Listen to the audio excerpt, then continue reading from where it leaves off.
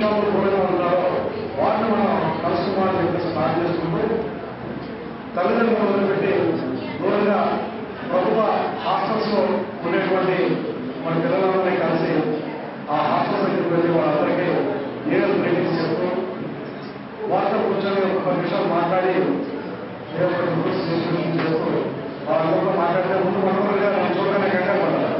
Commissioner ఇన్స్పెక్టర్కి వచ్చారేమో మీరు ఎలా work చేస్తారు ఏంటో అనుకున్నాను.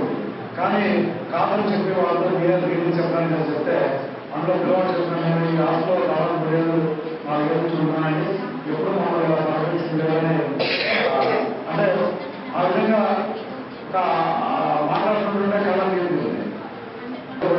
సరిగానే